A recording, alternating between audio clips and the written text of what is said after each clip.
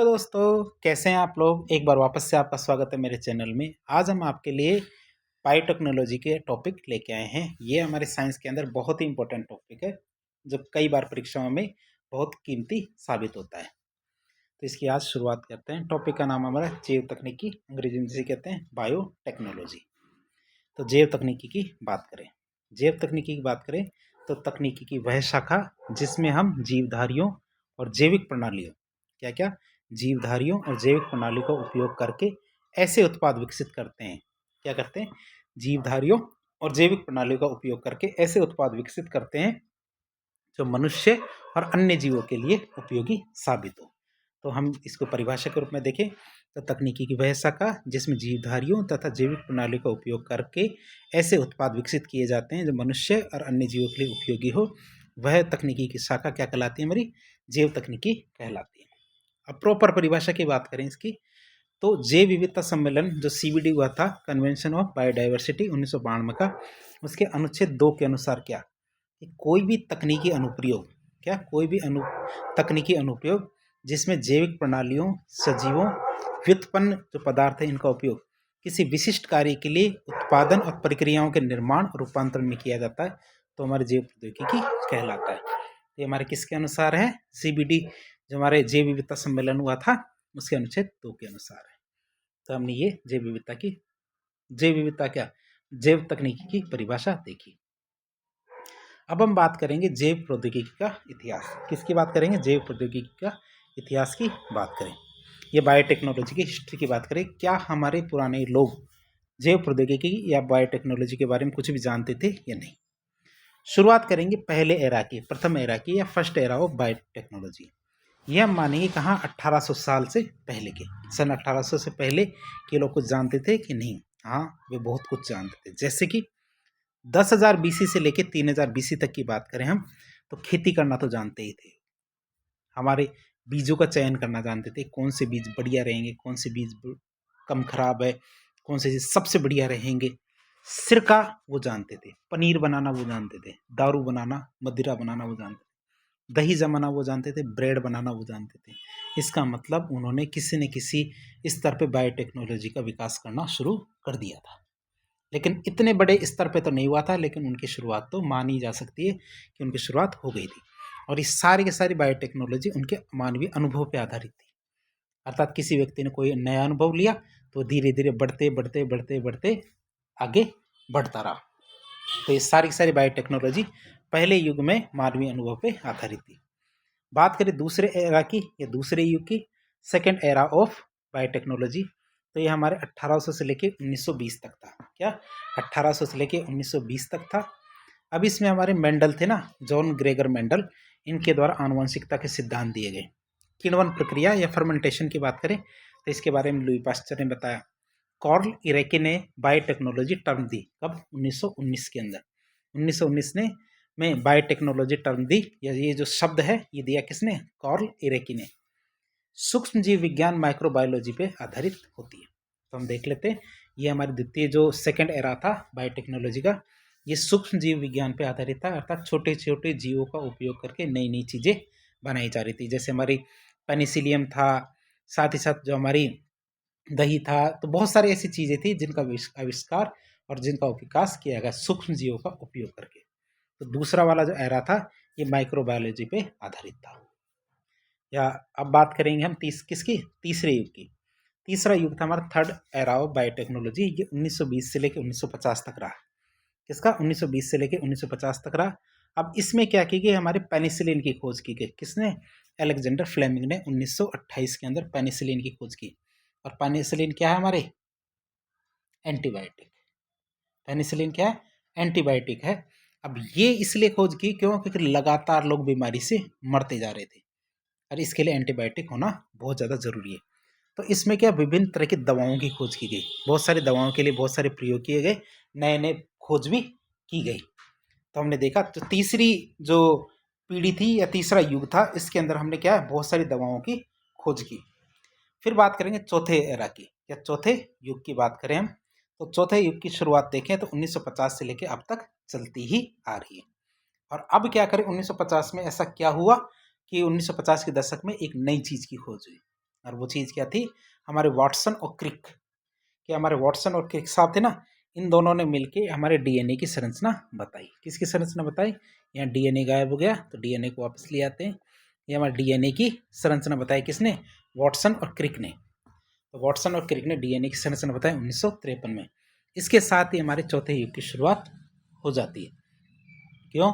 क्योंकि जब हमें संरचना का ही पता चल गया तो अब उसमें हमने हेर फेर करना और नई नई जीन से संबंधित जो भी टेक्नोलॉजी है उसमें विकास करना शुरू कर दिया। फिर हमने एक नई बायोलॉजी का विकास किया। बायोलॉजी कौन सी थी हमारी? अणुजीविकी, मॉलिकुलर बायोलॉजी। और फिर हमने क्या बनाया? आणविक बायोलॉजी, आणविक अनुवंशिकी मतलब मॉलिकुलर जेनेटिक्स।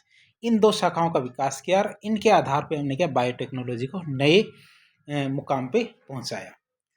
तो अब बात करते हैं किसकी। क्यों? क्योंकि ये सब चीज़ें किस पे आधारित है? इनका मेन फंडा क्या है? इनका मेन फंडा है हमारा डीएनए।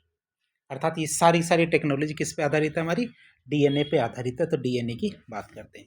सबसे पहले डीएनए की बात करने में किसकी बात करेंगे? डीएनए का पूरा नाम क्या है? डीएनए का पूरा नाम है डीऑक्सीराइबो न्यूक्लिक अम्ल। इसका पूरा नाम क्या है? डीऑक्सीराइबो न्यूक्लिक अम्ल इसका पूरा नाम है। बात करें कोशिकाएं, तो कोशिकाओं के गुणसूत्र में पाए जाने वाले तंतुनुमा अणु होते हैं डीएनए। डीएनए क्या होता है? एक तंतुनुमा अणु होता है जो कहाँ पाया जाता है? कोशिकाएं होती है, कोशिकाओं के गुणसूत्र में पाए जाते हैं। ये कहाँ पाए जाते हैं? कोशिकाओं के गुणसूत्र में तंतुनुमा अणु होते हैं जो हमारे क्या होते हैं? डीएनए होते हैं। अब डीएनए इतना इंपॉर्टेंट क्यों? डीएनए को जानना इतना जरूरी क्यों है? क्यों? क्योंकि इसमें क्या होता है? आनुवंशिक कूट निहित होते हैं। अर्थात जो हमारी पिछली पीढ़ी की जानकारियां होती है वो कूट के रूप में, अर्थात कोड के रूप में। कूट को अंग्रेजी में क्या कहते हैं? कोड। तो जेनेटिक कोड कह लो चाहे आनुवंशिक कोड कह लो, इसके रूप में हमारे किस में निहित होती है? डीएनए के अंदर निहित होती है। जो क्या करती है? जीवों की आनुवंशिक सूचनाओं को, जो हमारे जीवों की आनुवंशिक सूचना है कि हमारे 2 आंखें, एक मुंह है, एक 2 कान है, ये सब मिलके हमारी क्या है? एक आनुवंशिक सूचना मिलके बनाते हैं। तो इन आनुवंशिक सूचनाओं को एक पीढ़ी से दूसरी पीढ़ी में स्थानांतरित करता है। कौन करता है? ये हमारे डीएनए। और डीएनए में इसकी क्या खासियत है? डीएनए में क्या होते हैं? आनुवंशिक कूट पाए जाते हैं या फिर जो हमारे जेनेटिक कोड पाए जाते हैं। अब बात करें डीएनए की, तो डीएनए में पहले देख लेते हैं, आपके लिए चित्र भी है। चित्र भी है तो हम आपके लिए आगे बात करते हैं। डीएनए की बात करें तो डीएनए में 2 टर्म आती है। एक आता है हमारा न्यूक्लियोटाइड, एक आता है हमारा न्यूक्लियोसाइड। 2 शब्द आते हैं, इनके बारे में आपको पता होना चाहिए। और कुल मिला के देखें तो डीएनए के अंदर कौन कौन सी चीज़ें पाई जाती है? डीएनए के अंदर एक तो हमारे नाइट्रोजनी क्षारक पाया जाता है। क्या पाया जाता है? नाइट्रोजन क्षारक पाया जाता है। और ये कितने होते हैं? 4 होते हैं। 2 ग्रुप में 4 होते हैं। ग्रुप का नाम देखें तो पहला ग्रुप आता है हमारा प्यूरिन, दूसरा ग्रुप आता है हमारा पिरिमिडिन। तो इन ग्रुप को दूसरे कलर में देखें तो ग्रुप की बात करें, एक ग्रुप तो हमारा प्यूरिन है, तो प्यूरिन के नाम से कट ही गया। पहला ग्रुप तो हमारा प्यूरिन, एक मिनट,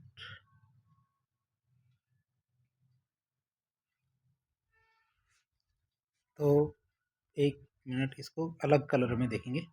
पहला ग्रुप आता है हमारा प्यूरिन और दूसरा ग्रुप आता है हमारा कौन सा? पिरिमिडिन। आप याद रखेंगे नाइट्रोजन क्षारक 2 ग्रुप में होते हैं। पहला ग्रुप होता है प्यूरिन, दूसरा ग्रुप होता है हमारा पिरिमिडिन। अब इन ग्रुपों के अंदर 2-2 हमारे नाइट्रोजनी क्षारक होते हैं। क्या होते हैं? 2-2 हमारे नाइट्रोजनी क्षारक होते हैं और इन क्षारकों को हम रेड कलर से दिखाएंगे। जैसे कि हमारे प्यूरिन के अंदर हमारे एडेनिन और गुआनिन, ये 2 नाइट्रोजनी क्षारक होते हैं। पिरिमिडिन के अंदर हम थाइमिन और साइटोसिन, ये 2 अलग अलग है। ये आप याद रखेंगे। इन दोनों के बीच में कोमा होना चाहिए, तो कोमा हम लगा देते हैं। कोमा क्या है? थाइमिन और साइटोसिन, ये पिरिमिडिन है दोनों के दोनों। तो इस तरह एक डीएनए के अंदर के 4 नाइट्रोजनी क्षारक पाए जाते हैं, एडेनिन, गुआनिन, थाइमिन और साइटोसिन। इसमें एडेनिन और गुआनिन तो प्यूरिन होते हैं, थाइमिन और साइटोसिन क्या होते हैं? पिरिमिडिन होते हैं। फिर बात करें हमारे नाइट्रोजनी क्षारक देख लिया। अब नाइट्रोजनी क्षारक तो न्यूक्लियोसाइड का निर्माण करेंगे। सबसे पहले न्यूक्लियोसाइड की बात करें तो ये तो पता ही होगा आप, डीएनए का पूरा नाम क्या? डीऑक्सीराइबोस। क्या होता है इसमें? हम दोबारा बताएं आपको, डीएनए का पूरा नाम, इसमें क्या होता है? डीऑक्सीराइबोस। तो इसमें देखो आप, डीऑक्सीराइबोस क्या है? एक शर्करा है। क्या? डीऑक्सीराइबोस, जो इसमें शुरुआत में नाम आता है, तो डीऑक्सीराइबोस क्या है? एक शर्करा है। जैसे आरएनए होता है, क्या होता है? आरएनए होता है। जैसे आरएनए का पूरा नाम क्या होता है? आरएनए का पूरा नाम क्या होता है? राइबोज न्यूक्लिकम। क्या होता है? राइबोज न्यूक्लिकम। तो इसमें जो राइबोज आता है शब्द, ये भी एक शर्करा है। तो आप दोनों का ध्यान रखेंगे। ये राइबोज शर्करा और डीऑक्सी राइबोज शर्करा क्या होती है, एक पेंटोज शर्करा होती है। पेंटोज शर्करा का मतलब जिसके अंदर 5 भुजाएं होती है, ऐसी शर्करा होती है। तो आरएनए मतलब राइबोज न्यूक्लिक अम्ल या न्यूक्लिक एसिड, और डीएनए का मतलब डीऑक्सी राइबोज न्यूक्लिक अम्ल। तो इन दोनों में क्या अंतर हुआ, आरएनए के अंदर राइबोज है और डीएनए के अंदर डीऑक्सी राइबोज है। इसका मतलब इसमें एक ऑक्सीजन कम होता है राइबोज से। क्या होता है, एक ऑक्सीजन कम होता है। तो आप देख सकते हैं इसके अंदर एक शर्करा हो गई, एक हमारा क्या हो गया, नाइट्रोजन क्षारक हो गया, और एक होता है हमारा फास्फेट समूह। क्या होता है, फास्फेट समूह। तो आप याद रखेंगे डीएनए में 3 खास खास चीजें, एक तो हमारा नाइट्रोजन क्षारक हो गया, एक होगा हमारा फास्फेट समूह, एक हो गया हमारा क्या, जो हमारी शर्करा है वो हो जाती है। तो 3 चीजें हो गई। तो अब इसके अंदर दोबारा से देख लेते हैं हम। तो डीऑक्सी राइबोज शर्करा, नाइट्रोजन क्षारक, ये दोनों मिलकर हमारे क्या बनाते हैं, हमारे न्यूक्लियोसाइड बनाते हैं। क्या बनाते हैं, न्यूक्लियोसाइड बनाते हैं हमारे। कौन कौन मिलके, ये हमारे कौन कौन मिलते हैं, डीऑक्सी राइबोज शर्करा और नाइट्रोजन क्षारक, ये दोनों मिलकर क्या बनाते हैं, न्यूक्लियोसाइड। ये ओ है, ये गलती से ऑक्साइड का ये गलत हो गया। तो आप ध्यान रखें, डीऑक्सी राइबोज शर्करा और नाइट्रोजन शर्करा दोनों मिलकर हमारे न्यूक्लियोसाइड बनाते हैं। और न्यूक्लियोसाइड और जो हमारा फास्फेट अणु है, ये दोनों मिलकर क्या बनाते हैं, न्यूक्लियोटाइड बनाते हैं। ये आप याद रखेंगे। दोबारा से आपको बता दें, न्यूक्लियोसाइड किससे मिलकर बना होता है, डीऑक्सी राइबोज शर्करा और नाइट्रोजन शर्क, इन दोनों से मिलकर न्यूक्लियोसाइड बनता है। और न्यूक्लियोसाइड और फास्फेट समूह ये दोनों मिलकर क्या बनाते हैं, हमारे न्यूक्लियोटाइड बनाते हैं। अब बात करें न्यूक्लियोटाइड क्या करता है, एक के बाद एक के बाद एक के बाद जब बहुत सारे न्यूक्लियोटाइड बनते हैं तो इसे पॉलीन्यूक्लियोटाइड श्रृंखला कहते हैं। इसके साथ आगे क्या लगा देते, पॉली। और पॉलीन्यूक्लियोटाइड श्रृंखला क्या कहलाती है, हमारी डीएनए कहलाता है। क्या बन जाता है, हमारा डीएनए बन जाता है। अब हम बात करें डीएनए की, तो डीएनए की संरचना कैसी होती है, डीएनए की संरचना एक द्विकुंडलित संरचना होती है। डीएनए की संरचना कैसी होती है, द्विकुंडलित संरचना होती है, अर्थात यह 2 धागों के रूप में संरचना होती है। कैसी होती है, द्विकुंडलित संरचना होती है हमारे डीएनए की, जैसा कि चित्र में भी आपको दिखा देते हैं डीएनए की संरचना। अब डीएनए की संरचना में आपको लिए थोड़ा सा जूम कर देते हैं, कोई बड़ी बात नहीं है, आपके लिए जूम करना हमारे लिए सौभाग्य की बात है। बात करें इसके अंदर 4 हमने देख ले, गुआनिन, साइटोसिन, थाइमिन और एडेनिन। ये 4 हमने क्या, नाइट्रोजन क्षारक देखे। ये क्या, नाइट्रोजनस बेसिस है, और ये हमारे क्या बेसिस है, नाइट्रोजन बेसिस देखा हमने बीच में ग्रीन, येलो और ये सब है। और ये हमारे जो ये जो हमने ब्लू कलर का है, ये शुगर फास्फेट बैकबोन है, अर्थात डीऑक्सी राइबोज शुगर है ना, ये शुगर हमारी ब्लू कलर की, तो इसको देख सकते हैं। और द्विकुंडलित का मतलब 2 धागे आपको क्रॉस करते हुए देखे जाएंगे इसके अंदर। तो आप इस चीज को तो समझ ही गए होंगे, धीरे धीरे आप इसको याद भी कर लेंगे। अब बात करेंगे जीन की। जीन अचानक कहाँ से आ जाता है, क्यों, क्योंकि जीन सबसे इंपॉर्टेंट संरचना होती है, क्योंकि यही क्या करते हैं, हमारे जीवों के अंदर एक जीव से दूसरे जीव के अंदर जो जेनेटिक सूचनाएं होती हैं वह पहुंचाने का कार्य करते हैं। कौन, जीन। तो जीनों के बारे में बातचीत करते हैं। जैसे कि सबसे पहले हम एक कोशिका ले लें, क्या ले, हम एक कोशिका ले लें, और कोशिका के अंदर हमने क्या, केंद्रक लिया। केंद्रक में हम ये हमारे ग्रीन कलर के बहुत सारे गुणसूत्र तैर रहे हैं। हमने इस एक गुणसूत्र को बाहर निकाल लिया, एक गुणसूत्र को भी बाहर निकाल के एक छोटा सा टुकड़ा है, क्या, एक छोटा सा टुकड़ा यहाँ से काटने की कोशिश की और यहाँ से निकाला, तो क्या हुआ, एक डीएनए निकल के आया। क्या है, डीएनए निकल के आया। और डीएनए के अंदर भी क्या, एक छोटा सा टुकड़ा, मतलब यहाँ से यहाँ तक माने, अब यहाँ से यहाँ तक का डीएनए का टुकड़ा एक विशेष गुण का निर्धारण करता है। क्या, इतना सा जो हमारे डीएनए का टुकड़ा है, ये कोई ना कोई विशेष गुण का निर्धारण करता है। जैसे किसी की नीली आंखें होनी चाहिए, किसी की आंखें बड़ी होनी चाहिए, किसी की आंखें छोटी होनी चाहिए। तो ये एक छोटा सा टुकड़ा होता है डीएनए का, ये किसी न किसी जीव के एक विशिष्ट गुण का निर्धारण करता है, और यही गुण क्या कहलाता है, जीन कहलाता है। अब इसको टेक्स्ट के अंदर देख लें, तो जीन क्या होता है, डीएनए में न्यूक्लियोटाइड का एक ऐसा अनुक्रम होता है जो क्या आनुवंशिक लक्षणों की जानकारी रखता है, जो क्या करता है, आनुवंशिक लक्षणों की जानकारी रखता है, और उनका एक पीढ़ी से दूसरी पीढ़ी में स्थानांतरण भी करता है। शरीर में प्रोटीन संश्लेषण भी करवाता है। क्या करता है, शरीर में प्रोटीन संश्लेषण भी यही करवाता है। तो हमने जीन के बारे में देखा, और देख लिया इसके बारे में जीन कि सबसे पहले हमने कोशिका ली, कोशिका के केंद्रक को बाहर निकाला, केंद्रक में से हमने गुणसूत्र को बाहर निकाला, गुणसूत्र में से हमने डीएनए को बाहर निकाला और डीएनए का भी एक विशेष खंड को बाहर निकाला है। जैसे यहाँ से यहाँ तक का कोई विशेष खंड है, इसको बाहर निकाला, इसे हम क्या कहते हैं, जीन कहते हैं। और जीन क्या होता है, डीएनए का एक टुकड़ा होता है, क्या, जो एक विशेष गुण का निर्धारण करता है, जिसे हम क्या कहते हैं, जीन कहेंगे। तो हमने इसको और भी थोड़ा ध्यान से देख लिया। अब बात करते हैं जीनीय प्रौद्योगिकी या जेनेटिक टेक्नोलॉजी की बात करें। जीनीय प्रौद्योगिकी की बात करें तो किसी भी जीव की कोशिका के क्या किसी भी जीव की कोशिका के आनुवंशिक पदार्थ में कृत्रिम विधि के द्वारा बदलाव करने की जो प्रक्रिया होती है, क्या होता है, किसी भी जीव की कोशिका के आनुवंशिक पदार्थ में कृत्रिम विधि के द्वारा बदलाव करने की जो प्रक्रिया होती है, इसे जेनेटिक इंजीनियरिंग या जीनीय प्रौद्योगिकी कहते हैं। हम क्या करें, कृत्रिम विधि के द्वारा उसके आनुवंशिक पदार्थ में बदलाव कर रहे हैं। इसे जेनेटिक मॉडिफिकेशन या जेनेटिक मैनिपुलेशन भी कहते हैं। तो आप इसको तो समझ गए होंगे, क्यों, क्योंकि वैसे भी इसे यही कहेंगे जेनेटिक मॉडिफिकेशन या जेनेटिक रूप से हम उसमें परिवर्तन कर रहे हैं। या जेनेटिक मैनिपुलेशन, मैनिपुलेशन का मतलब ये है हम हमारी इच्छा के गुण उसके अंदर डाल सकते हैं या जो खराब गुण है उसको बाहर निकाल सकते हैं। जैसे कि हमने कौन कौन सी विधियां इसके अंदर बनाई है, डीएनए पुनर्संयोजी तकनीक, जीन थेरेपी, जीन एडिटिंग, ऐसे करके हमने बहुत सारी विधियां तैयार की है जिसके जरिए हम ये कार्य करते हैं, मतलब हमारे जेनेटिक इंजीनियरिंग के कार्य करते हैं। अब हम बात करते हैं कि ये जैसे एक चित्र है, चित्र के द्वारा हमने क्या किया है, एक हाथ है, जैसे कि ये वाला एक हाथ है, इस हाथ से हमने ये क्या किया, यहाँ से इसको काटा, यहाँ से इसको काट के अलग किया, यहाँ से इसको काटा और चिमटी की मदद से अलग कर लिया, और अलग करके जो हमारा एग्रीकल्चर है इसमें काम लिया। या फिर हमने क्या है, यहाँ से यहाँ तक इसको काटा और इसको मेडिकल ट्रीटमेंट में काम लिया।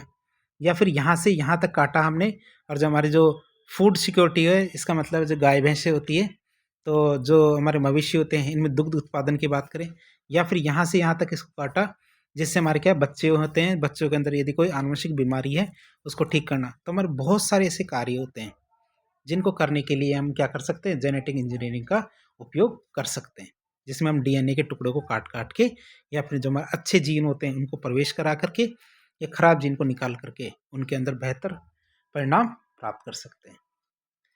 अब बात करेंगे जीनी, इस संरचना के आधार पर जैव प्रौद्योगिकी के प्रकार की बात करें तो संरचना के आधार पर जैव प्रौद्योगिकी के प्रकार, तो जैव प्रौद्योगिकी दो प्रकार की होती है, एक तो हमारी होती है जेनेटिक बायोटेक्नोलॉजी, एक होती है हमारी नॉन जेनेटिक बायोटेक्नोलॉजी। अब जेनेटिक और नॉन जेनेटिक की बात करें तो ये होता क्या है, जेनेटिक बायोटेक्नोलॉजी और नॉन जेनेटिक बायोटेक्नोलॉजी क्या होती है। सबसे पहले जेनेटिक बायोटेक्नोलॉजी की बात करें तो किसी भी जीव की कोशिका की क्या किसी भी जीव की कोशिका की आनुवंशिक पदार्थ में, मतलब उस जीन में कृत्रिम विधि के द्वारा किए जाने वाले परिवर्तन क्या कहलाते हैं, जेनेटिक बायोटेक के अंदर आते हैं। कि हम क्या कर रहे हैं, आनुवंशिक पदार्थ जो जीन होते हैं उसमें कृत्रिम विधि के द्वारा कोई ना कोई परिवर्तन लाने की कोशिश कर रहे हैं। जैसे कि हमारे डीएनए पुनर्संयोजी तकनीक है, जीन थेरेपी है, जीन एडिटिंग है, इनके अंदर हम क्या कर रहे हैं, हम कृत्रिम विधि से क्या कर रहे हैं, उनके जीनी पदार्थ या आनुवंशिक पदार्थ में परिवर्तन लेके आ रहे हैं। ये तो हमारी जेनेटिक बायोटेक्नोलॉजी। और फिर नॉन जेनेटिक बायोटेक्नोलॉजी क्या होगी, फिर बात करें तो इसके अंतर्गत हम क्या करेंगे, जीवों तथा सूक्ष्म जीवों के जो प्राकृतिक गुण है, अर्थात हम इसमें डीएनए की बात नहीं करते, ना जीन की बात करते, किसी की बात नहीं करते, फिर बात किसकी करेंगे, इसके अंदर हम प्राकृतिक गुणों का उपयोग करेंगे। उसके किसका उपयोग करेंगे, प्राकृतिक गुणों का उपयोग करके अभिष्ट उत्पाद प्राप्त करने की कोशिश करेंगे। जैसे कि हमें जैव सूचना तकनीक होती है, क्या होती है, जैव सूचना तकनीक होती है। जैसे कि हमारे प्रेगनेंसी टेस्ट होता है, प्रेगनेंसी टेस्ट होता है, कई हमारे और भी टेस्ट होते हैं, जैसे हमारे जो कवक और जो हमारे शैवाल होते हैं, इन दोनों का लाइकेन की बात करें, लाइकेन से हम क्या पता लगा लेते हैं, हम सल्फर के प्रदूषण के बारे में पता लगा लेते हैं। जैव संसूचक होते हैं, जैसे शुगर का पता लगा लेते हैं हम। जैसे हमारे बायो सिग्नेचर होते हैं, बायो सिग्नेचर जैसे हम ये मानते हैं, हमने जो यूरोपा मिशन भी भेजा है हमारी नासा ने नहीं, हमारे यूरोपा मिशन भेजा है, यूरोपियन स्पेस एजेंसी ने। तो यूरोपा मिशन क्यों भेजा है, क्योंकि ये माना जाता है कि जो हमारा बृहस्पति है उनका जो सबसे बड़ा उपग्रह है यूरोपा, उस पर जीवन है। क्यों, क्योंकि हमें ऐसा लगा, बायो सिग्नेचर मिले हमें वहाँ पे, ऐसे लक्षण मिले जिससे पता चले कि कहीं किसी जगह पे कोई जीवन है। तो इसके बारे में पता लगाते हैं किसके माध्यम से, जैव हस्ताक्षर के माध्यम से। तो नॉन जेनेटिक बायोटेक्नोलॉजी के अंतर्गत हम क्या करते हैं, सूक्ष्म जीवों के प्राकृतिक गुणों का उपयोग करते हैं, किसके लिए, अभिष्ट उत्पाद प्राप्त करने के लिए। अब सब इतनी महत्वपूर्ण क्यों है, अर्थात जेनेटिक बायोटेक्नोलॉजी इतना पढ़ना करना क्यों ज़रूरी है, जेनेटिक बायोटेक्नोलॉजी या बायोटेक क्यों ज़रूरी है। सबसे पहले हम क्या करते हैं, गुणसूत्र की डीएनए, गुणसूत्र में से क्या लिया हमने, डीएनए लिया, और डीएनए से हमने क्या किया, किसी जीन को अलग कर लिया। गुणसूत्र लिया, गुणसूत्र में से डीएनए अलग किया, डीएनए में से भी किसी खास जीन को अलग कर लिया। किसको, किसी खास जीन को अलग कर लिया। अब अलग करने का मतलब क्या है, जो जीन क्या करता है, जैव रासायनिक प्रक्रियाओं पर नियंत्रण करता है। तो किसी न किसी एक विशिष्ट जैव रासायनिक प्रक्रिया होती है, उसका नियंत्रण रखता है वो वाला जीन जो हमने अलग किया है। अब बात करें जिसने क्या, कोशिका की संरचना और कार्य निर्धारित होते हैं। जो जीन क्या करता है, जिनसे क्या होता है, कोशिका कार्य और संरचना निर्धारित होती है, उस डीएनए के अंदर बदलाव कर दिया है। क्या कर दिया, उस डीएनए के अंदर बदलाव करके हम कोई वांछित उत्पाद की विशेषता प्राप्त करेंगे। जैसे कि हमारे कोई, जैसे मान लीजिए अमेरिका की कोई जर्सी गाय है या होलिस्टीन गाय है, यह क्या करती है, गाय क्या है, बहुत ज़्यादा दूध देती है। हम क्या कर सकते हैं, उनके कोशिका के उस जीन को निकाल लेंगे जिससे ये गाय बहुत ज़्यादा दूध देती है, और उस जीन को हम हमारी जो गाय हैं, कांकरेज गाय है, राठी गाय है, या थारपारकर गाय है, तो ये गाय हैं, इनके अंदर हम क्या करेंगे, या फिर हमारी जो मुर्रा भैंस है, जाफराबादी भैंस है, तो इनके अंदर क्या करेंगे, उन जीनों का समावेश करा देंगे, जिससे हमारे जो जो दुधारू पशु है ये भी ज़्यादा से ज़्यादा दूध देने लगेंगे। या फिर जो हमारे जो अफ्रीका की जो मुर्गियाँ होती है वो वजन में ज़्यादा होती है, हम उनका वो वाला जीन हमारे मुर्गियों में डाल दें, तो इससे हमारी मुर्गियाँ भी मोटी मोटी ताज़ा ताज़ा हो जाएगी, जिनसे हमें ज़्यादा से ज़्यादा मीट मिल सकता है। तो हम वांछित उत्पाद इनसे प्राप्त कर सकते हैं। इसीलिए हमें बायोटेक बहुत ज़्यादा ज़रूरी है। अब हमने सबसे पहले बात की कि इसके लिए हमने एक तकनीक बनाई है, तकनीक का नाम हमारी डीएनए पुनर्संयोजी तकनीक। क्या किया है हमने, एक डीएनए पुनर्संयोजी तकनीक बनाई है। आप इसको याद रखेंगे, सबसे बेस सही है बायोटेक्नोलॉजी का, सबसे बड़ा बेस क्या है हमारे, डीएनए पुनर्संयोजी तकनीक। अब बात करते हैं इसके अंदर होता क्या है, क्या होता है इसके अंदर, क्या होगा इसके अंदर, ज़्यादा कुछ नहीं होगा, खास खास क्या होगा हम देख लेते हैं। सबसे पहले हम लेते हैं दो चीज़ें, क्या लेंगे, दो चीज़ें।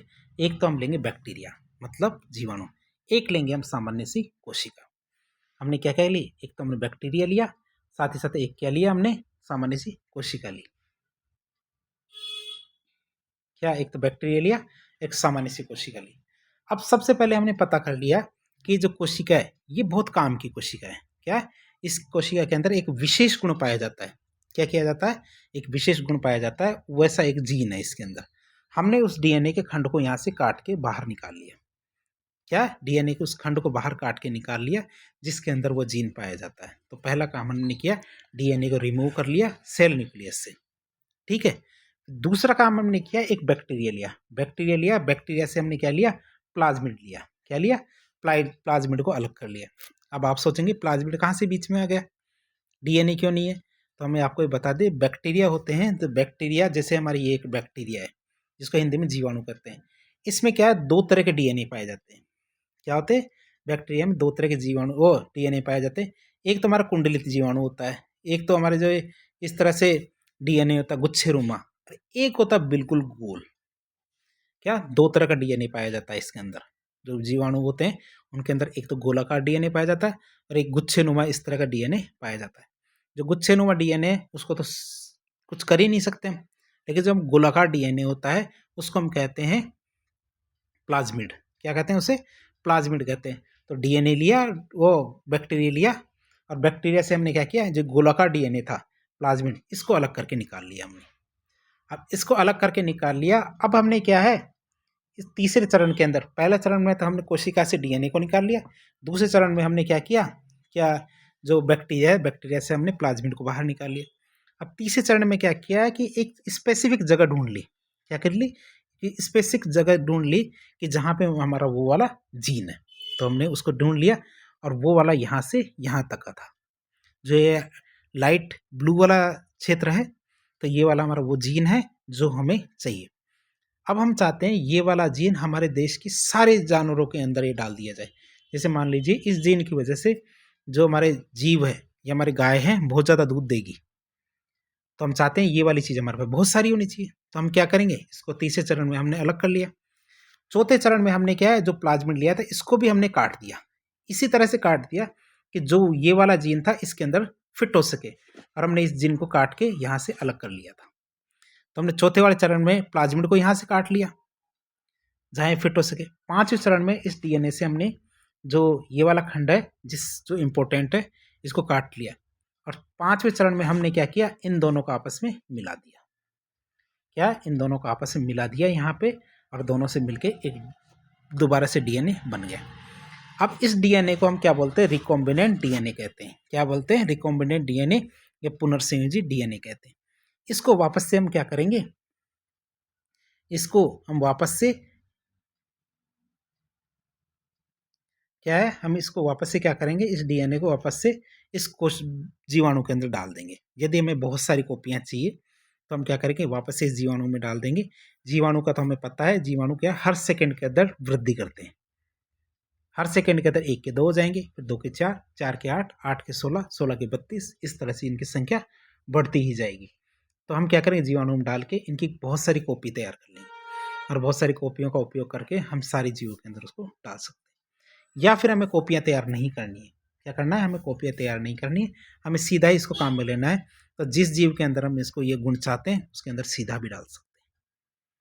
क्या, इसको हम सीधा भी डाल सकते हैं। तो ये हमारी क्या है, रिकॉम्बिनेंट तकनीक है, अर्थात जिसे हम पुनर्संयोजी तकनीक कहते हैं। अब इसको हम टेक्स्ट में भी देख लेते हैं, लिखावट के रूप में कैसे कैसे लिखना है। चित्र आपको यही बनाने होंगे।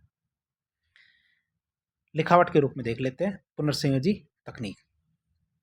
परिभाषा की बात करें तो ऐसी तकनीक जिनके द्वारा डीएनए की संरचना में बदलाव किया जाता है। तो ऐसी तकनीक जिसके द्वारा क्या होता है, डीएनए की संरचना में बदलाव किया जाता है तथा वांछित विशेषताओं वाले जीन को हटा करके वांछित विशेषताओं वाले जीन को जोड़ा जाता है। हम क्या करेंगे, अवांछित विशेषता वाले जीन होते हैं, अर्थात जो बेकार विशेषता वाले जीन होते हैं उनको हटा करके वहाँ पे क्या लगा देते हैं, वांछित विशेषता वाले जीन लगा देते हैं। वांछित मतलब जो हम चाहते हैं। अब इसके कुछ चरण होते हैं, चरणों को हमने वैसे तो देख लिया, अब लिखावट में भी देख लेते हैं।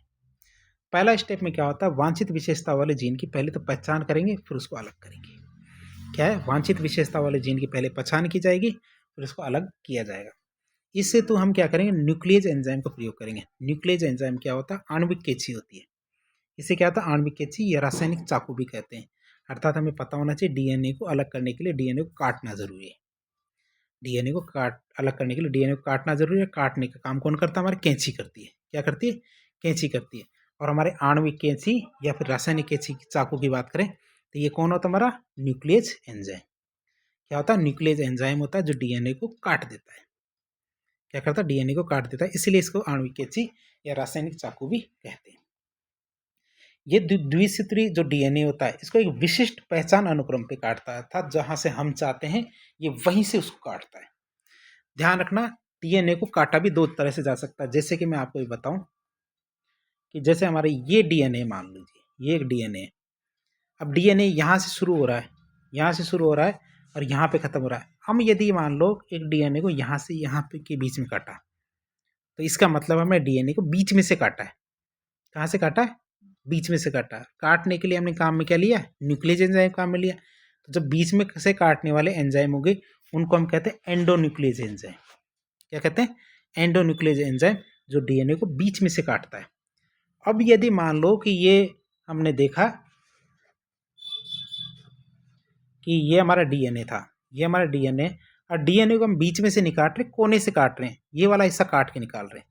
कोने से काट के निकालते हैं तो न्यूक्लियस एंजाइम होगा ना, उसको हम कहेंगे एक्सोन्यूक्लियस एंजाइम, अर्थात जो कोने से काटेगा। बीच में से काटेगा तो उसे एंडोन्यूक्लियस एंजाइम, और कोने से काटेगा तो उसे एक्सोन्यूक्लियस एंजाइम कहेंगे। आप इनको याद रखेंगे।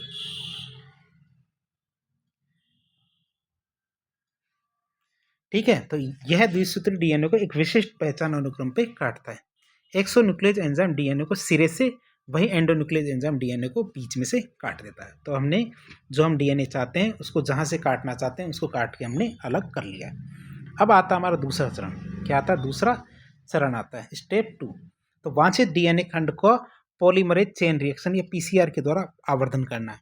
अर्थात हमारी एक चेन रिएक्शन होती है जो हम बाद में देखेंगे। हम चाहें तो इसकी बहुत सारी कॉपियाँ पहले से तैयार कर सकते हैं।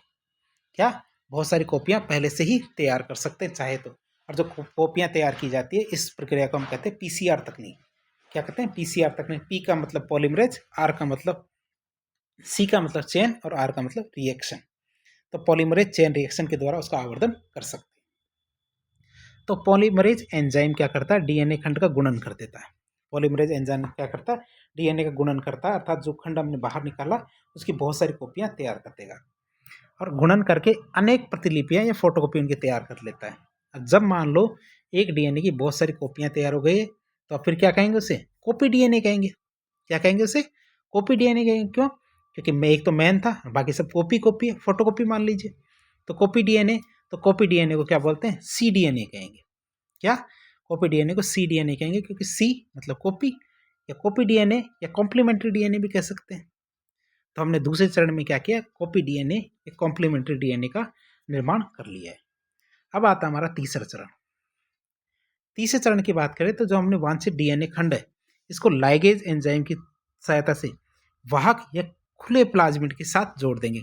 जैसा कि हमने पहले देख लिया था हमने क्या, कि जो हमारा जीवाणु होता है, क्या होता है, जीवाणु होता है। जीवाणु में एक तो हमारे गोलाकार डीएनए होता है और एक हमारा ये इस तरह से जो जालनुमा एक डीएनए होता है। जो गोल डीएनए होता है वह क्या कहलाता है, हमारा प्लाज्मिड कहलाता है। क्या कहलाता है हमारा, ये प्लाज्मिड कहलाता है। प्लाज्मिड को हमने बाहर निकाला जीवाणु से बाहर निकाल के और उसको वैसा ही काट लिया, यहाँ से जैसे ऐसा काट लिया कि जो हमने कॉपी डीएनए बनाया उसको फिट हो सके, यहाँ पे फिट हो सके उतना इसको काट लिया। और काट करके हमने क्या किया, लाइगेज एंजाइम की सहायता से, किसकी सहायता से, लाइगेज एंजाइम की सहायता से यहाँ पे उसको जोड़ दिया, उस टुकड़े को यहाँ पे जोड़ दिया जाता है। इस तरह एक डीएनए बन जाता है जिसके अंदर क्या है, बहुत सारा हिस्सा तो हमारे खुले प्लाज्मिड का होता है, और बहुत थोड़ा सा हिस्सा हमारा क्या, उस जीन का होता है जो हमने इसके अंदर प्रवेश कराया। तो इस प्रकार हमारा पुनर्संयोजी डीएनए प्राप्त होगा हमें।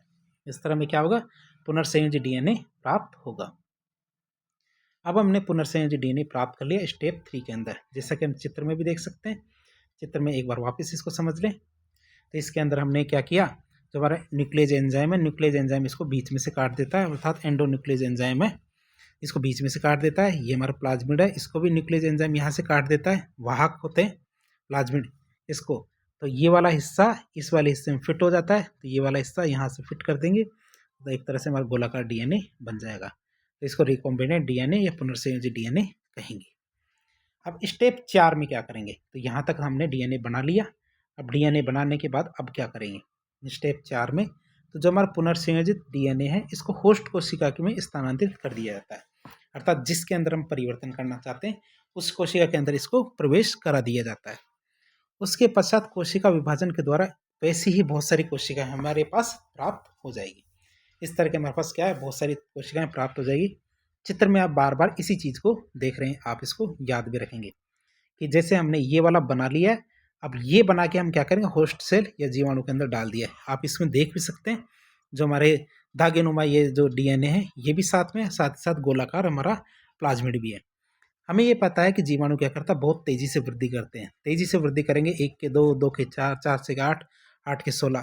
तो इस तरह से ये कोशिकाओं में इनकी संख्या बढ़ती जाएगी और हमारे पास ऐसा डीएनए बहुत सारा हो जाएगा, थोड़ा भी नहीं बहुत सारा हो जाएगा। तो इस तरह हम रिकॉम्बिनेंट डीएनए के जरिए इन जीनों की वृद्धि कर सकते हैं। अब 5वें स्टेप में क्या करेंगे, 4 स्टेप हमने देख लिए। 5वें स्टेप की बात करें तो वांछित विशेषताओं वाले जीन की जो कोशिकाएं हैं, वांछित विशेषताओं वाले जीन की कोशिकाओं से पराजीनी जीव प्राप्त करना तथा वांछित उत्पाद प्राप्त करना, ये हमारा 5वें स्टेप रहेगा। 5वें स्टेप में हम क्या करेंगे कि जैसे हमारे जो लास्ट तक देखें, यहाँ तक हमने क्या किया है, जो बहुत सारा कर लिया, कल्चर में हमने इसको ग्रो कर लिया। अब इंजेक्शन की बात करें कि जैसे मान लो ये हमारा जीन था जिससे हमारे क्या है, डायबिटीज की समस्या दूर हो सकती है। जैसे सोचिए कि आप इस तरह से कि इस जीन की वजह से क्या है कि जो हमने काटा था उस जीन की वजह से डायबिटीज की समस्या दूर हो सकती है और इससे इंसुलिन की मात्रा बढ़ जाएगी। तो हम क्या करेंगे, उस डीएनए को निकालेंगे, इंसुलिन के अंदर उसको डालेंगे और हमारी जिसके डायबिटीज की समस्या उसके इंसुलिन का ये इंजेक्शन लगा देंगे। अब इंजेक्शन लगाने से वो ठीक हो जाएगा। तो इस तरह से हम क्या करेंगे, 5वें स्टेज में जो वांछित विशेषताओं वाले जीन हैं इनकी जीन वाली कोशिकाओं से पराजीनी जीव प्राप्त करेंगे और पराजीनी जीव प्राप्त करके वांछित उत्पाद प्राप्त कर लेंगे। तो ये हमारा मेन उद्देश्य हो गया। जैसे कि हमारे छोटा सा बच्चा देखा आपने, इसकी कितनी सुंदर नीली आंखें, हमें चाहते हैं हमारे बच्चे की भी नीली आंखें हो, तो हम ये वाला जीन हमारे बच्चे की जेनेटिक कोड के अंदर डाल देंगे तो हमारे बच्चे की भी नीली आंखें हो जाएगी। जैसे कि हमारे ये 3 लोग दिख रहे हैं, 3 लोग में क्या है, हमारी जो एवरेज हाइट होती है 5-10 होती है भारत की, लेकिन जो हमारे लेबॉन जेम्स है इसकी 7-6-8 है, और जो हमारे पॉल स्ट्रुग्रोस है इसकी 7-8 है हाइट। लेकिन हम चाहते हैं हमारे भी बच्चों की हाइट इतनी हो, 7 फुट और 8 इंच हो, तो हमारे बच्चों के अंदर भी ये वाला जीन डाल देंगे तो हमारे बच्चे भी इतनी हाइट होंगे। लेकिन हमें तो नहीं चाहिए भैया, ये तो अजीब सा लग रहा है, हमारे तो 5-10 वाले ही ठीक है, लेकिन ये बच्चा थोड़ा सुंदर लग रहा है जिसकी नीली आंखें। लेकिन हम ऐसी विशेषताओं को चाह सकते हैं, इसके लिए आपको विकी डोनर देखनी चाहिए, विकी डोनर में किस तरह से कार्य होता है, उसमें भी हमारे इच्छित बच्चे होते हैं।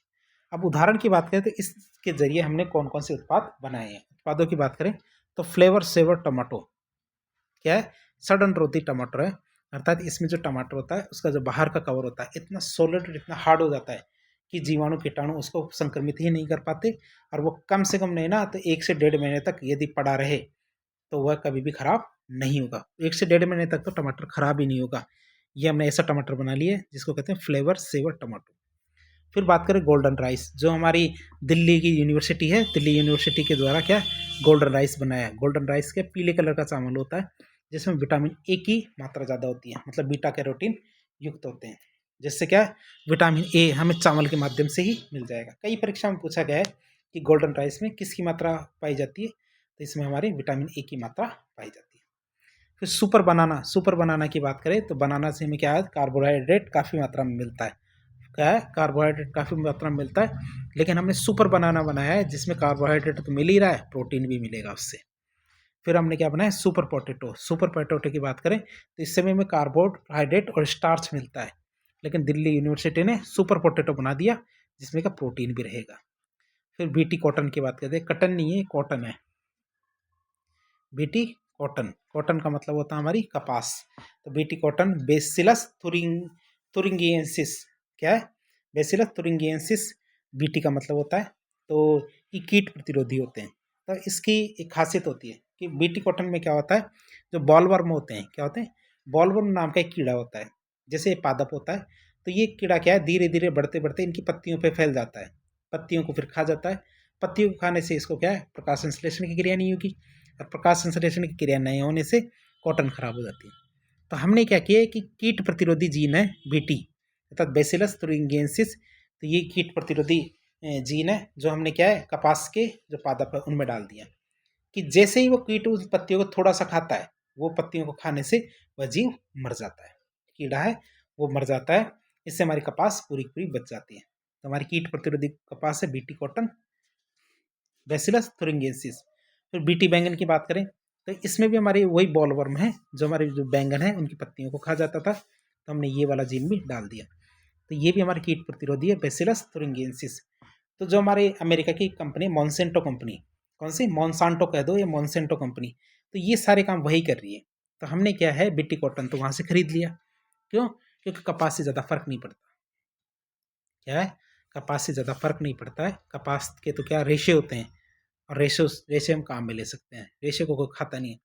लेकिन जैसे उन्होंने बीटी बैंगन बनाया तो बीटी बैंगन के जब हमने पूछा उनसे, कि जब हमने उनसे पूछा कि भैया ये बैंगन है ये क्या इसके कुछ नुकसान भी हो सकते हैं कि नहीं, तो उन्होंने कहा अभी तक तो कोई नुकसान देखने को नहीं मिला। तो भारत सरकार ने साफ साफ कह दिया कि जब तक इसके सारे प्रयोग पूरी तरह से सफल नहीं हो जाते तब तक हम भारत के अंदर बीटी बैंगन की खेती नहीं करेंगे। क्या बीटी बैंगन की खेती नहीं करेंगे, कीड़े खा रहे हैं तो खा लेने दो, लेकिन ऐसा ना हो कि हमारे अंदर कोई ऐसी बीमारी हो जाए जिसका इलाज हम कर ही ना पाए इसकी वजह से, बीटी बैंगन की वजह से। तो हमने भारत के अंदर इसको बैन कर दिया काम में लेने से। बात करें आगे पराजीनी जंतु की, तो पराजीनी जंतु भी बहुत सारे हैं जिनका निर्माण इसके माध्यम से किया गया है, जैसे कि हमारे ये देख सकते हैं, एक तो हमारे सामान्य से चावल है, और एक हमारे जो गोल्डन राइस है पीले कलर के, जिसमें क्या है हमारे विटामिन ए पाया जाता है। क्या विटामिन ए पाया जाता है, देख सकते हैं हमारे विटामिन ए, गोल्डन राइस है, नाम में भी गोल्डन है, चित्र में भी गोल्डन है, ये हमारी दिल्ली की यूनिवर्सिटी है इसी ने बनाया है। अब बात करते हैं पराजीनी जीव की, जेनेटिकली मॉडिफाइड जो ऑर्गेनिज्म है, ये ऑर्गेनिज्म है, ओ है ये हमारा टेक्निकल एरर हो गया है, ओ ये कॉमा में बदल गया सबके, तो ऑर्गेनिज्म है ये।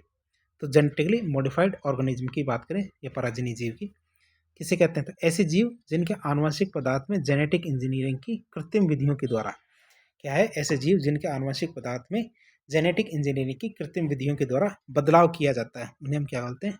पराजीवी जीव कहते हैं। तो ऐसे जीव जिनके आनुवंशिक पदार्थ में जेनेटिक इंजीनियरिंग की कृत्रिम विधियों के द्वारा बदलाव किया जाता है, उन्हें हम क्या कहते हैं? पराजीवी जीव कहते हैं।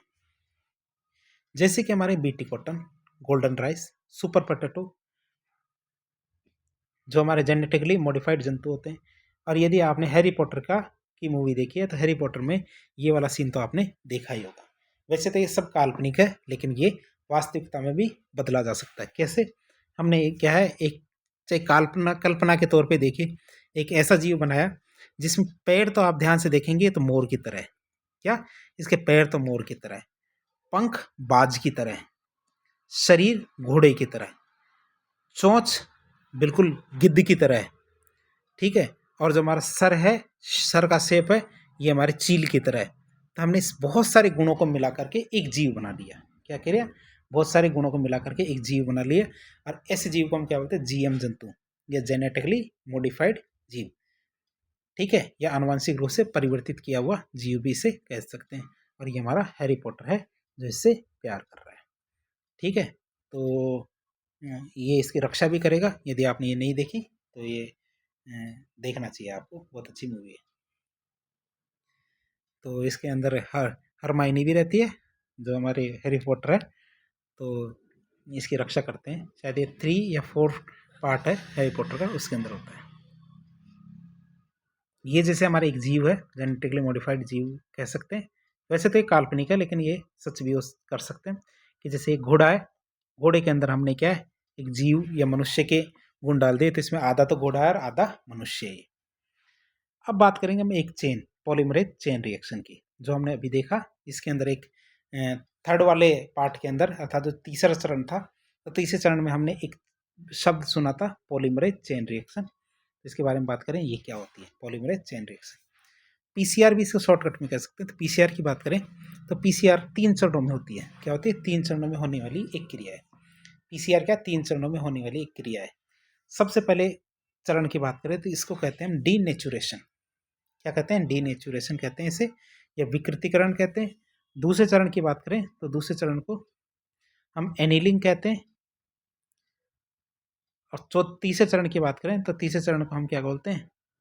तीसरे चरण को बढ़ावा या एलोंगेशन कहते हैं। क्या कहते हैं? बढ़ावा या एलोंगेशन कहते हैं। तो हम इसके चित्र में भी देख सकते हैं हमें कि एक पहले चरण में डीनेचुरेशन, दूसरे में एनीलिंग और तीसरे में एलोंगेशन कहते हैं। तो हम पहले समझ लेते हैं कि पीसीआर जरूरत क्या है। हमने पहले चरण, मतलब जो हमारे पुनर्संयोजी डीएनए तकनीक थी, उसके अंदर हमने एक वांछित जीन को बाहर निकाला। हम क्या चाहते हैं? उसकी बहुत सारी कॉपीज बनाना चाहते हैं। क्या चाहते हैं हम? उसकी बहुत सारी कॉपीज बनाना चाहते हैं। और कॉपी बनाने की मशीन क्या? हमारी पीसीआर तकनीक। क्या? पीसीआर तकनीक के माध्यम से हम क्या करेंगे? उसकी बहुत सारी कॉपियां बनाएंगे। कॉपियां बनाने के लिए सबसे पहला काम करते हैं डीनेचुरेशन करते हैं उसका। क्या करते हैं? डीनेचुरेशन करते हैं। डीनेचुरेशन में जैसे ये हमारा जो डीएनए था, जिसकी हमें बहुत सारी कॉपी करनी है, इसमें ऊपर वाले पार्ट को और नीचे वाले पार्ट को खोल के अलग अलग कर लेंगे। पहला काम क्या करेंगे? दोनों पार्टों को अलग अलग कर लेंगे। फिर क्या करेंगे? दूसरा काम करेंगे हम इनहेलिंग करेंगे। क्या करेंगे? इनहेलिंग करेंगे। इनहेलिंग का मतलब ये छोटा सा लाल वाला पार्ट देख रहे हो ऊपर और नीचे, मतलब इनको पूरा करने की कोशिश करेंगे। फिर यहाँ से हमने क्या, लाल वाला पार्ट शुरू कर दिया। अब आपसे ध्यान से देखें, डीएनए के अंदर 2 हिस्से होते हैं। डीएनए में एक पार्ट को, तो एक कोने को 3 से डिनोट करते हैं, दूसरे को 5 से डिनोट करते हैं।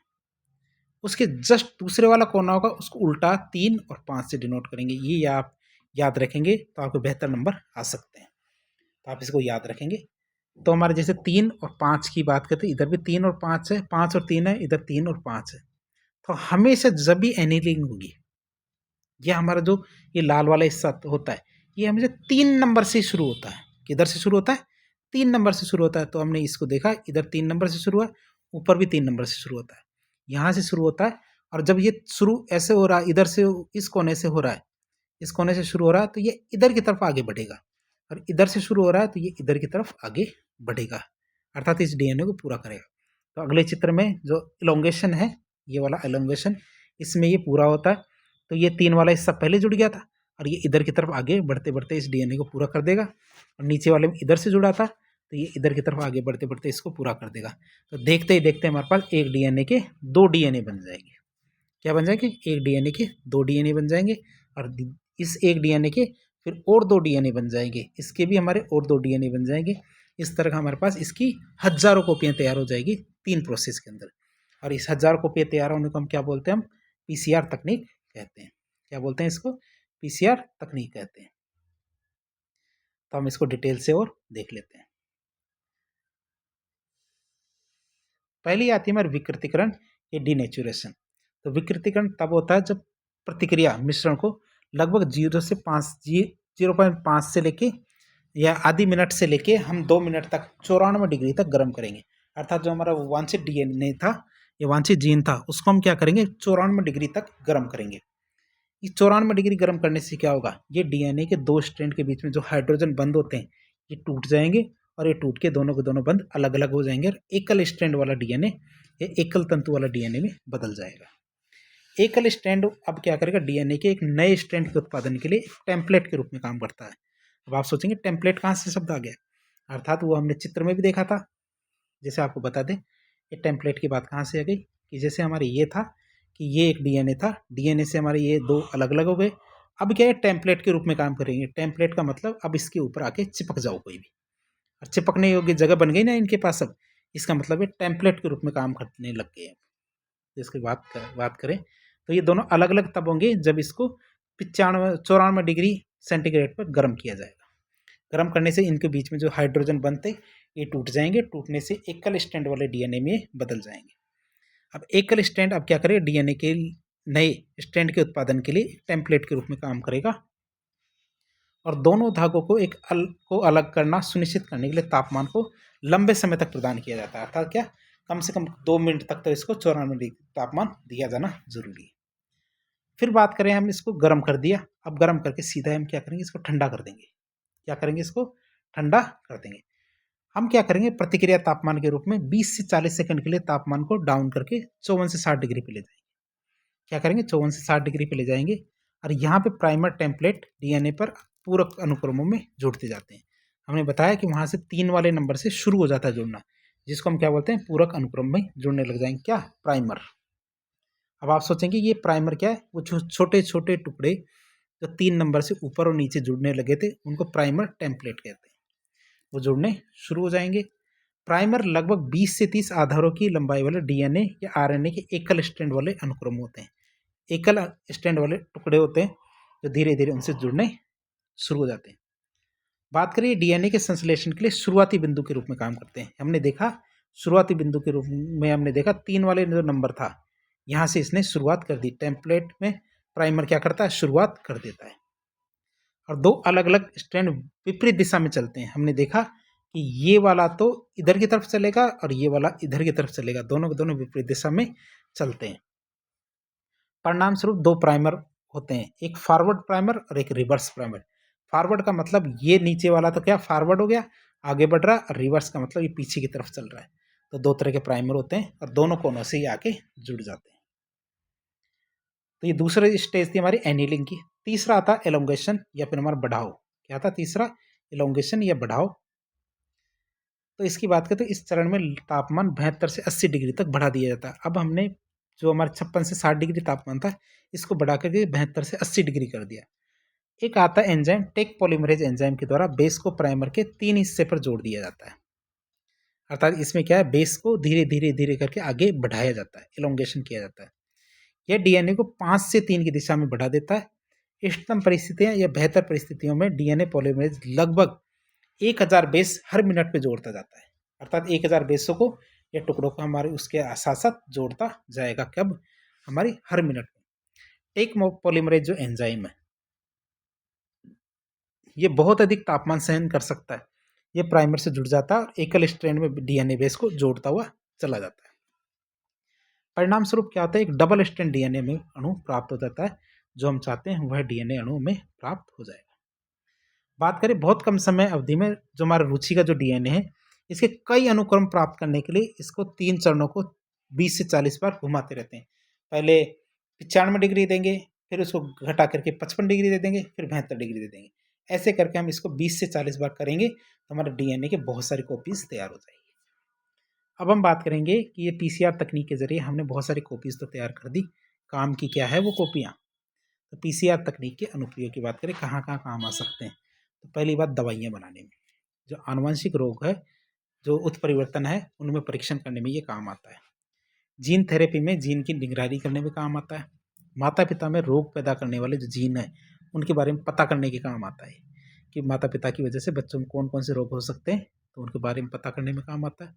जो फोरेंसिक साइंस है, फोरेंसिक विज्ञान है, तो आनुवंशिक फिंगरप्रिंटिंग में एक उपकरण के रूप में इसका उपयोग लिया जा सकता है।